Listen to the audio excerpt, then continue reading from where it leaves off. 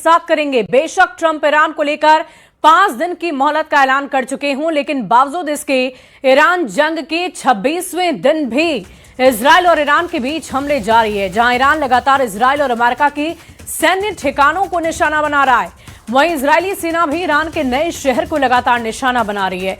IDF ने Iran के औद्योगिक शहर एलबोर्ड्स को निशाना बनाया, तो वहीं ईरान ने तेल अवीव पर क्लस्टर मिसाइल से हमला कर दिया। इजराइल के ब्रॉडकास्ट सेंटर को मिसाइल से उड़ा दिया। वहीं दूसरी तरफ इजराइल पर हिजबुल्लाह ने हमले काफी तेज कर दिए।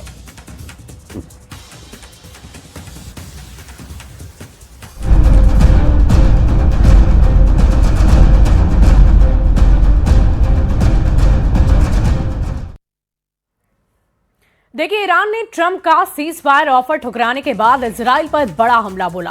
तेल अवीव और हाइफा में कई मिलिट्री अड्डों पर मिसाइल ड्रोन से अटैक हुआ। वहीं लारी जाने के बाद अब ईरान को नया एनएसए मिल गया है। इस नए कमांडर को खत्म करने के लिए इजराइल ने 2 घंटे का ऑपरेशन लॉन्च कर दिया।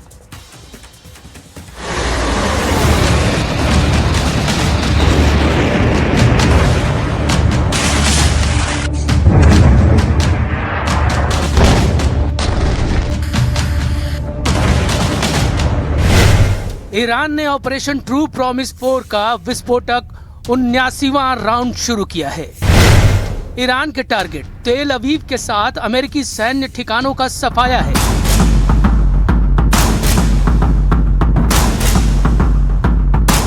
ट्रंप 5 दिन शांति चाहते थे, ईरान ने उन्हें 50 मिनट भी नहीं दिए। युद्ध में जब सब कुछ ईरान के हिसाब से चल रहा है, तो वो किसी को शांति से बैठने देने के लिए तैयार नहीं। ईरान के बारूदी पलटवार के बाद इजराइल ने 5 मिनट का भी सब्र नहीं दिखाया। फिर से लड़ाई खूंखार स्टाइल में भड़क गई। लेबनान में इजराइल मार रहा है, तेल अवीव में ईरान तबाही मचा रहा है, इराक में ईरान समर्थक लड़ाके तांडव मचा रहे हैं।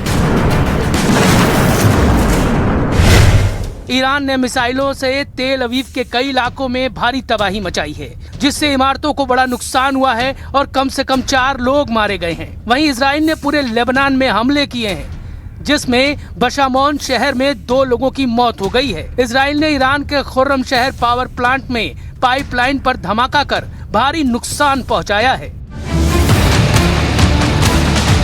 ईरान के रेवोल्यूशनरी लड़ाकू ने भी जबरदस्त पलटवार कर रखा है। इजराइल में तबाही की फिल्म ईरान दिखाने लगा है। ये ड्रोन वीडियो ईरान ने रिलीज किया है, जिसमें तेल अवीव की बर्बादी के दृश्य हैं। ड्रोन वीडियो में मिसाइल धमाकों से खंडहर बनी इमारतें और कबाड़ बनी गाड़ियां देखी जा सकती हैं। ट्रंप के पीस ऑफर को ईरान ने मिसाइल धमाकों से खारिज कर दिया है। रेवोल्यूशनरी लड़ाकों ने वॉर स्टेटमेंट नंबर 46 रिलीज किया है, जिसमें कहा गया है कि इजराइल ने रेड लाइन क्रॉस कर दी है, जिसका भयानक बदला लिया जाएगा। ये ऐलान ट्रंप के 5 दिन शांति बनाए रखने वाले बयान के बाद किया गया है। यूएस मिलिट्री के सेंट्रल कमांड के चीफ ने आरोप लगाया है कि ईरान मिलिट्री टारगेट की जगह अब सिविलियन पर हमले करने लगा है। ईरान इंटरनेशनल को दिए इंटरव्यू में एडमिरल ब्रैड कूपर ने कहा कि ईरान में फिलहाल तख्ता पलट का कोई आसार नहीं है, क्योंकि ईरान की जनता सड़कों पर आने के लिए तैयार नहीं। ब्रैड कूपर ने आरोप लगाया है कि रेवोल्यूशनरी गार्ड नागरिकों को ढाल की तरह इस्तेमाल कर रहे हैं। They need to stop putting the wonderful Iranian people at risk by firing missiles and drones from inside populated areas. I've seen it with my own eyes. They continue to do this. They have no care for the people. Iran जिस तरह से attack mode में है, उससे Trump खुद को 5 दिन हमला करने से रोक पाएंगे, इसके आसार कम है, क्योंकि जिन मोहम्मद बागेर गैलिबाफ से ट्रंप सीज फायर डील को फाइनल करना चाह रहे हैं, उन्होंने बैकफायर कर दिया है। ट्रंप ने दावा किया कि ईरान के टॉप लीडर से उनकी डील फाइनल होने वाली है। अमेरिका के न्यूज आउटलेट एक्सियोस ने व्हाइट हाउस के हवाले से बताया कि ट्रंप सरकार ईरान के संसद के स्पीकर मोहम्मद बागेर गैलिबाफ को कॉन्फिडेंस में ले चुकी है। रिपोर्ट में ये तक कहा गया कि गैलिबाफ से बातचीत करने के लिए अमेरिका के उपराष्ट्रपति जेडी वेंस को भेजने की तैयारी है। खबर है कि ट्रंप ने रेवोल्यूशनरी गार्ड के पूर्व लड़ाका को ईरान का नया सुप्रीम लीडर बनाने का ऑफर तक दिया है। ट्रंप दावा कर रहे हैं कि वो ईरान के सबसे इज्जतदार लीडर से डील कर रहे हैं। Speaking with Mr. President. A top person, don't forget. we've wiped out the leadership phase 1, phase 2, and largely phase 3. But we're dealing with the man who I believe is the most respected and the leader. It's a little tough. We've wiped out everybody. Trump जिस top leader से deal की उम्मीद पाले बैठे हैं वो उनका mood खराब करने वाला बयान दे रहे हैं। बागेर कालिबाफ ने दावा किया कि उन्होंने किसी से कोई बात नहीं की है। सोशल मीडिया पोस्ट में कालिबाफ ने लिखा, ईरान की जनता हमलावरों को सजा देने की मांग करती है। इस लक्ष्य को हासिल किए जाने तक ईरान के सभी कमांडर और लीडर अपने सुप्रीम लीडर के साथ मजबूती से खड़े हैं।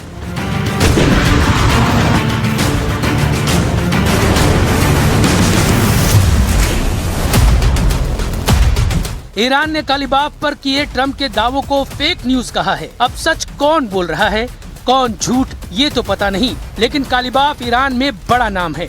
वो कभी अली खamenei के खास थे, लेकिन उनकी महत्वाकांक्षा किसी से छिपी नहीं है। ईरान के सबसे कट्टर लीडर की पहचान रखने वाले बागेर कालिबाफ फिलहाल ईरान की संसद के स्पीकर हैं। उन्होंने अपना करियर इस्लामिक रेवोल्यूशनरी गार्ड के सैनिक बनने से शुरू किया था। सैनिक से प्रमोट होकर वो IRGC में जनरल के ओहदे तक पहुंचे। सेना से रिटायरमेंट के बाद कालिबाफ ने तेहरान के मेयर का चुनाव जीता। इसके बाद वो 2 बार राष्ट्रपति पद का चुनाव लड़ चुके हैं। 2013 में बागेर कालिबाफ हसन रूहानी से प्रेसिडेंट इलेक्शन में हारे। फिर 2024 के राष्ट्रपति चुनाव में उन्हें मसूद पेजेश्कियन ने शिकस्त दी। शायद यही वजह है कि कालिबाफ की हसरतों को सुपर पावर कैश करना चाहता है, लेकिन ट्रम्प के युद्ध में ब्रेक लेने से ही इजराइल की हार की भविष्यवाणी शुरू कर दी गई है। इसलिए इजराइल इस मोड़ पर युद्ध से पीछे हटने को तैयार नहीं। उधर इजराइल के पूर्व एम्बेसडर एलन पिंकोस ये कह रहे हैं कि ट्रम्प इजराइल के धोखे से पीछे हटने पर मजबूर हुए हैं। कतर के न्यूज चैनल को दिए इंटरव्यू में एलन पिंकोस ने कहा है, अगर ट्रम्प ने नेतन्याहू के एतराज के बावजूद बातचीत के लिए जोर दिया है तो ये संकेत है कि उन्हें इजराइल से इस बात पर धोखा मिला है कि जीत कितनी जल्दी और जबरदस्त होगी और सरकार बदलना कितना मुमकिन है। ट्रम्प के सीजफायर ऐलान से इजराइल में भारी निराशा है। द यरूशलम पोस्ट की रिपोर्ट के मुताबिक इजराइल को उम्मीद है कि ईरान से ट्रम्प की डील की उम्मीद न के बराबर है, क्योंकि दोनों के अहम का टकराव उन्हीं मुद्दों पर अटकेगा जिनसे युद्ध भड़का। इसी वजह से इजराइल हमलों की रफ्तार कम करने के लिए तैयार नहीं है। ट्रम्प के रोकने के बाद भी इजराइल ने सभी फ्रंट एक्टिव कर रखे हैं। עשה טעות קשה מאוד שתקף את ישראל בשליחות משטר הטרור האיראני, והוא משלם וישלם על כך מחיר כבד. ממשלת לבנון התחייבה לפרק את החיזבאללה מנשקו בדרום לבנון, בכל לבנון, ולא עשתה כלום. इजराइल का प्लान ईरान अच्छी तरह से जानता है, इसलिए अली लारिजानी की पोस्ट पर नया वॉर कमांडर चुन लिया गया है। ईरान की सुप्रीम नेशनल सिक्योरिटी काउंसिल के नए सचिव मोहम्मद बाक़िर जुल्कद्र बनाए गए हैं। ईरानी राष्ट्रपति के कम्युनिकेशन डिपार्टमेंट के अधिकारी ने सोशल मीडिया पर जुल्कद्र की तैनाती की जानकारी दी है। Bagher Zolghadr Islamic Revolutionary Guard Corps के कमांडर रह चुके हैं। 1989 की इस्लामिक क्रांति से पहले जुल्कद्र मंसूरन ग्रुप से जुड़े थे। ईरान के परमाणु और मिसाइल प्रोग्राम से जुड़े रहे जुल्कद्र पर यूएन ने प्रतिबंध लगा रखा है। ईरान की लीडरशिप को यकीन है कि वो लीड ले चुके हैं। खाड़ी देशों ने ट्रम्प को क्लियर मैसेज दिया है कि युद्ध का अब एक एक दिन उन पर भारी पड़ रहा है। हॉर्मुज पर ईरान की नाकाबंदी खाड़ी मुल्कों की कंगाली की वजह बनने लगी है। अमेरिका को एहसास हो रहा है कि युद्ध उसके लिए हानिकारक है, लेकिन इजराइल का मकसद अभी पूरा नहीं हुआ है। ईरान में न सरकार बदली है, न ही ईरान के हथियारों के गोदाम खाली हुए हैं। ऐसे में ट्रम्प के 5 दिन की कसम कायम रहने के चांस बेहद कम हैं।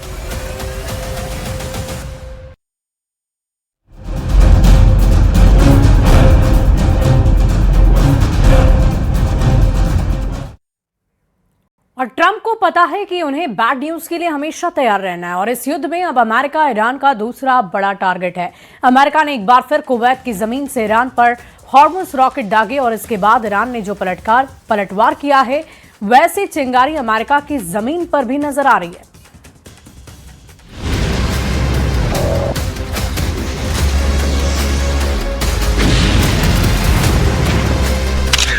Camera number 1, camera number 2, camera number 3, camera number 4 और कैमरा नंबर 5। ये ईरान नहीं है, ये लेबनान नहीं है, ना ही ये दुबई, कतर या बहरीन है। ये ईरान का दुश्मन नंबर 2 इजराइल भी नहीं है। ये है अमेरिका, ईरान का दुश्मन नंबर 1। और यहाँ लगी आग ने ट्रंप की नींद उड़ा दी। ट्रंप ने वार्निंग ईरान को दी, लेकिन जलने अमेरिका लगा। क्या हुआ? हादसा था या हमला हुआ? हमला हुआ तो पीछे कौन? ये सवाल पेंटागन को गश्त दिलाने के लिए काफी है। अमेरिका में देखे जा रहे ये वीडियो ट्रंप को ईरान और इजराइल में गिर रही मिसाइल की याद दिला रहे हैं। अमेरिका के राज्य टेक्सास में 23 मार्च को एक बड़ी तेल रिफाइनरी में धमाका हुआ और फिर आग की भयानक लपटें उठने लगी। लग रहा था कि ईरान या फिर इजराइल में कोई मिसाइल गिरी है। ये टेक्सास के पोर्ट आर्थर में वेलोरो रिफाइनरी है। धमाके में कोई घायल तो नहीं हुआ, लेकिन पूरे अमेरिका का दिलो दिमाग तस्वीरें देखकर झुलसने लगा। इजराइल पर गिरती ईरान की मिसाइलों के बीच ट्रंप को जब पता लगा कि एक धमाका उनके देश में भी हुआ है, तो जाहिर है तनाव का लेवल क्या होगा। क्योंकि अमेरिका का सबसे बड़ा डर तो यही है कि जो युद्ध हजारों किलोमीटर दूर चल रहा है, उसकी चिंगारी उनके जमीन तक नहीं पहुंचनी चाहिए। ऐसे में अमेरिका के वेलोरो रिफाइनरी में हुआ क्या? ये अमेरिका की सबसे बड़ी रिफाइनरी है, जहां करीब 4.5 लाख बैरल तेल रोज रिफाइन किया जाता है। यहाँ 770 कर्मचारी काम करते हैं। जब यहाँ पर धमाका हुआ तो कई किलोमीटर दूर तक आवाज सुनाई दी। और फिर यहाँ लगी आग देखिए। युद्ध के वक्त जब तेल गैस की कीमत उछाल मार रही है, तब अमेरिका की सबसे बड़ी रिफाइनरी में हुआ धमाका बहुत बुरी खबर लेकर आया है। सवाल उठने लगे कि क्या ईरान ने ट्रंप के घर में घुसकर मारा है? क्या टेक्सास की रिफाइनरी में हुआ विस्फोट किसी शाहिद टाइप के ड्रोन का अटैक है? टेक्सास की रिफाइनरी में हुए धमाके के पीछे तकनीकी गड़बड़ी बड़ी वजह बताई जा रही है।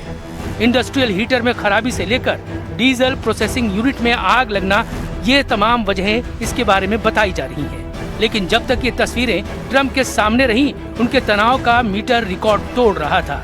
क्योंकि ईरान वाले खतरे का असली डेंजर जोन तो इजराइल बना हुआ है। इसका सबूत डिमोना पर हुआ दूसरा सबसे बड़ा अटैक है। वो ईरान की मिसाइल कैसे आई और कैसे इजराइल की एयर डिफेंस मिसाइल को चकमा देकर अपने टारगेट पर जाकर फटी। ये वीडियो बता रहा है कि इजराइल के लिए अब ईरान को रोकना मुश्किल हो रहा है। ईरान की मिसाइल जहां चाह वहां राह बनाकर इजराइल पर फट रही है।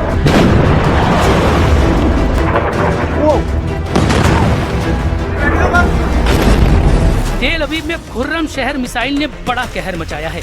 इसके वीडियो वायरल हो रहे हैं। इजराइल किसी भी तरह इन तस्वीरों को रोकने की कोशिश कर रहा है, लेकिन तेल अवीव शहर के बीचों बीच हो रहे हमलों ने हाहाकार मचा दिया है। और तमाम दावों के बीच नेतन्याहू की सेना भी परेशान है कि आखिर ईरान के मिसाइल हमलों को कैसे रोका जाए, कैसे इस आग को बुझाया जाए। न्यूज 18 इंडिया की टीम पहुंची है टेल अवीव में ग्राउंड जीरो पर, उस जगह पर जहां पर ईरान के बैलिस्टिक मिसाइल ने तबाही मचाई। आप ये देख सकते हैं आप घरों का क्या हाल हुआ है यहाँ पे। हालांकि अभी भी रेस्क्यू ऑपरेशन की टीमें हैं, इजरायली डिफेंस फोर्सेस की टीमें हैं, पुलिस है और भी बाकी सारे वॉलंटियर ग्रुप्स हैं।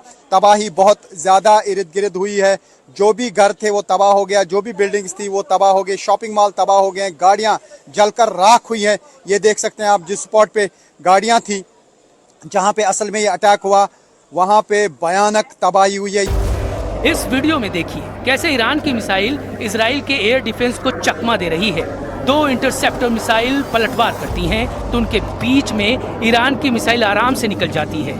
यानी आसमान में जिस मिसाइल को ईरान के हमले को नाकाम करना था, वैसी 2 मिसाइल भी ईरान के अटैक को रोक नहीं पाई। ईरान की सेक्जिल जैसी मिसाइल की कीमत 9 से 10 करोड़ रुपए होती है, जबकि इसे रोकने के लिए इजराइल के पैट्रियट या डेविड स्लिंग को लॉन्च किया जाता है तो उसके इंटरसेप्टर की कीमत 3 गुना यानी करीब 25 से 30 करोड़ तक हो सकती है। जबकि एरो 3 जैसी डिफेंस सिस्टम की इंटरसेप्टर मिसाइल की कीमत 5 से 6 गुना यानी 50 करोड़ तक हो सकती है। इस बीच लेबनान में ईरान के साथी मिलिशिया हिजबुल्लाह ने एक वीडियो जारी किया और इस वीडियो में नसरअल्लाह ब्रिगेड ने अपने इरादे जाहिर कर दिए हैं। इस वीडियो में हिजबुल्लाह ने 2 मिसाइल दिखाई है, दोनों ही अमेरिका और इजराइल के लिए बहुत ज्यादा खतरनाक है। पहली है शॉर्ट रेंज बैलिस्टिक मिसाइल फतेह 110 और ईरान की बनाई हुई मिसाइल है और अब तकनीक मिलने के बाद हिजबुल्लाह ने भी ये मिसाइल तैयार की है। इस मिसाइल की रेंज 300 किलोमीटर है, इसलिए ये 75% इजराइल को कवर करती है। वहीं दूसरी मिसाइल है पावे, ये क्रूज मिसाइल है जिसकी रेंज 1600 किलोमीटर है। ये आधे भूमध्य सागर को कवर करती है, इसलिए ग्रीस के क्रीट में खड़े अमेरिका का जेराल्ड फोर्ड कैरियर भी इसकी जद में है। ये इशारा हिजबुल्लाह की तरफ से किया जा रहा है। लेबनान और इजराइल के बॉर्डर पर युद्ध फिर भड़क चुका है।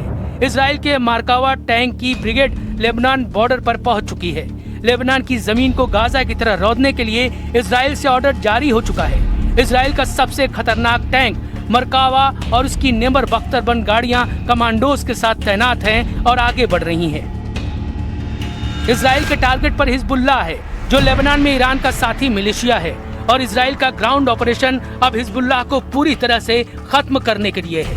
इजराइल के टैंक तब तक वापस नहीं लौटेंगे जब तक नईम कासिम के एक लड़ाके को खत्म न कर दे। जब ईरान में इजराइल और अमेरिका की बमबारी जारी है, ईरान के कई कमांडर मारे जा चुके हैं और अब भी हमले जारी हैं, तब इजराइल ने अपने सबसे नजदीकी दुश्मन को मिटाने का फैसला किया है।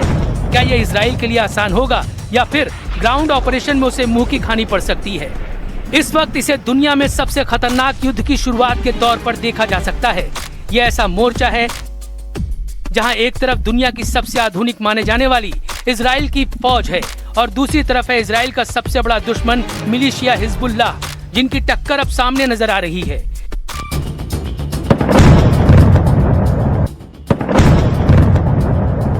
इजराइल की सेना ने ये वीडियो जारी किया है। दक्षिण लेबनान में ऑपरेशन में आगे क्या होने वाला है, इसे उसका ट्रेलर समझ लीजिए। इजराइल की सेना रात में ऑपरेशन कर रही है, बॉर्डर के पास हिजबुल्लाह के ठिकानों का पता लगा रही है। במהלך היום הרמטכ"ל ביקר בפיקוד צפון ואישר את התוכניות להמשך הפעולה בלבנון. כפי שאמר הרמטכ"ל, ההדף של הפגיעה והחלשת המשטר באיראן מורגש גם במערכה מול חיזבאללה. ביממה האחרונה, כוחות אוגדה 91 החלו בפעילות קרקעית ביעדים מרכזיים בדרום לבנון, כחלק מחיזוק ההגנה על יישובי הצפון. הכוחות משמידים תשתיות טרור ומחסלים מחבלים. अपने पूर्व चीफ हसन नसरअल्लाह के दौर से ही हिजबुल्लाह ने बॉर्डर वाले इलाकों में इजराइल के खिलाफ टारगेट सेट किए हुए हैं। इजराइल से लंबी टक्कर और हथियारों के गोदामों पर हुए हमलों के बावजूद हिजबुल्लाह की रॉकेट फोर्स बरकरार है। उसकी तरफ से 10,000 रॉकेट वाली सुनामी किसी भी वक्त लॉन्च की जा सकती है। लेबनान और इजराइल के बीच ताजा हमलों के बाद आमने सामने की बड़ी जंग शुरू हो चुकी है। हिजबुल्लाह के टारगेट पर अब इजराइल के ऐसे मिलिट्री बेस हैं जिसकी नेतन्याहू को उम्मीद भी नहीं थी। इजराइल के जिन मिलिट्री बेस को खतरा है, उनके बारे में जानने से पहले देखिए हिजबुल्लाह का रॉकेट गोदाम, जो हमास के मुकाबले 10 गुना ज्यादा पावरफुल बताया जाता है। इजराइल को डर है कि जब ईरान से युद्ध जीतना जरूरी है, तब लेबनान में बैठा मिलिशिया हिजबुल्लाह उसको बड़ा नुकसान पहुँचा सकता है। हिजबुल्लाह के लिए राजधानी तेल अवीव सबसे बड़ा टारगेट है। इसके अलावा हाइफा का बंदरगाह खतरे में है। अशदोद और अश्केलान भी हिजबुल्लाह की रेंज में है। बीर शेबा शहर को भी हिजबुल्लाह अपने रॉकेट रेंज में कवर करता है। इजराइल के लिए हिजबुल्लाह बड़ी चुनौती है। उसके हथियार छीनने की सभी कोशिशें नाकाम हुई हैं। ये इजराइल की डिमांड भी है और अमेरिका की भी। लेकिन बेरूत में धमाकों से घिर चुके हिजबुल्लाह ने फिर से इजराइल पर पलटवार शुरू कर दिया है। हिजबुल्लाह ने बार बार कहा कि उनसे उनके हथियार कोई नहीं छीन सकता। फिलहाल समीकरण ये है कि हिजबुल्लाह एक मिलिशिया है, जबकि इजराइल के पास भारी भरकम और बहुत ही आधुनिक फौज है। और ईरान के साथ साथ अब इजराइल लेबनान का बॉर्डर भी नेतन्याहू के लिए बहुत खतरनाक वॉर जोन बन चुका है। सऊदी अरब को लेकर मीडिया रिपोर्ट में यह दावा किया गया कि सऊदी अरब चाहता है ईरान पर हमले जारी रहे। हालांकि सऊदी अरब ने आधिकारिक तौर पर कहा कि हम शांति के पक्ष में हैं। वह ईरान का मुस्लिम देशों से एकजुट होने की अपील भी की है।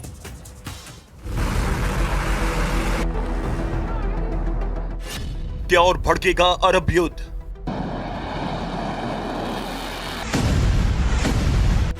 मुस्लिम वर्ल्ड में वर्चस्व की लड़ाई, ईरान के खिलाफ खाड़ी प्लान,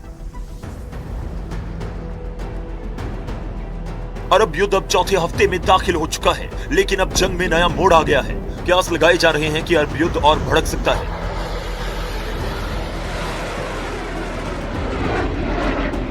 मीडिया रिपोर्ट्स के मुताबिक सऊदी अरब के क्राउन प्रिंस ने ट्रंप को ईरान के खिलाफ हमले जारी रखने के लिए कहा है। रिपोर्ट के मुताबिक सऊदी प्रिंस इस जंग को ऐतिहासिक मौका मान रहे हैं, जिससे पूरे मिडिल ईस्ट का पावर बैलेंस बदला जा सकता है। यानी साफ है कि सऊदी इस वक्त ईरान को पूरी तरह कमजोर करने के मूड में दिख रहा है। हालांकि आधिकारिक तौर पर सऊदी अरब ने इस दावे से इनकार किया। सऊदी अरब सरकार का कहना है कि वो हमेशा से शांति समाधान के पक्ष में रही है।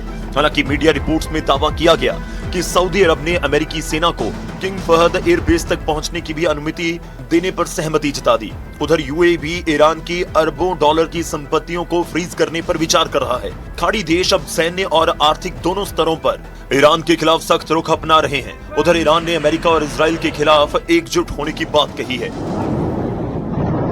ولا نحتاج إلى دولة تنظر إلى المسلمين على أنهم كائنات لا قيمة لها فلا ترى فيهم إلا ما تختزنه أرضهم من ثروات ونفط وغاز فأي خير جلبته لكم أمريكا وقواعدها في المنطقة فاللوم أنكم اليوم تعرضتم لعدوان الجيش الكيان الصهيوني فهل سيطلق الأمريكيون رصاصة واحدة دفاعا؟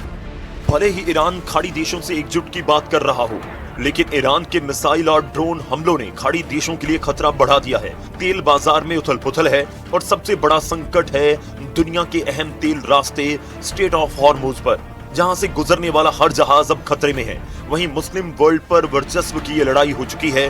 दोनों चाहते हैं कि पूरी मुस्लिम दुनिया में उनका प्रभाव बना रहे।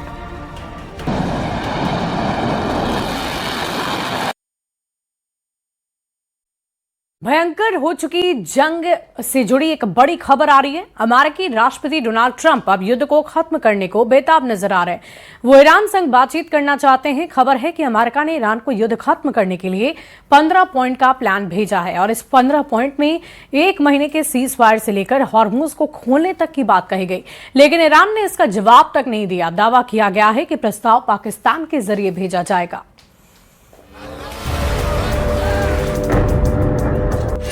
ट्रंप ने खेला 15 पॉइंट वाला कार्ड। नया प्लान क्या मानेगा ईरान? क्या 1 महीने के लिए रुक जाएगी वॉर? पल में तोला पल में माशा, ये मिजाज ट्रंप का है। शायद इसी मिजाज की वजह से उन्होंने आनन फानन में इजराइल से ईरान पर हमला करवा दिया और जंग को आग की तरह फैलने के बाद उसे रोकने के लिए अलग अलग प्लान सोच रहे हैं। खबर यह है कि अमेरिका खुद ही ईरान से बातचीत करना चाहता है और किसी तरह युद्ध खत्म करना चाहता है। तभी तो अमेरिका ने ईरान को युद्ध खत्म करने के लिए 15 पॉइंट का प्लान भेज दिया है। इस योजना में ईरान के परमाणु कार्यक्रम पर कड़ी पाबंदियां लगाना और हॉर्मुज स्ट्रेट को फिर से खोलना शामिल है। द न्यूयॉर्क टाइम्स ने 2 अज्ञात अधिकारियों के हवाले से बताया कि यह प्रस्ताव पाकिस्तान के जरिए ईरान को भेजा गया, जिसने इस मामले में मध्यस्थता करने की पेशकश की थी। माना जा रहा है कि पाकिस्तान में ही ईरान और अमेरिका के बीच बातचीत हो सकती है। इजराइल के चैनल 12 ने बताया कि अमेरिका और ईरान 1 महीने के लिए संघर्ष विराम की घोषणा करेंगे, जिसके दौरान वो 15 पॉइंट वाले प्रस्ताव के आधार पर बातचीत करेंगे।